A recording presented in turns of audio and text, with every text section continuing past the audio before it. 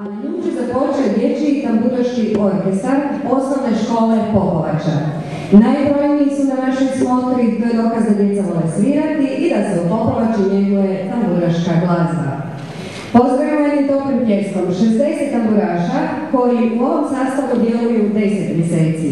Ovo im je drugi nastup i prvi izvan Popovače. Svirat će skladbe primjerene dječjem uzrastu, a pomoći će im nekoliko članova tamburaškog orkestra KUD-a Popovača. Predstavljaju se skladbama Čroteš, Pahuljice i Tatarov Drmeš.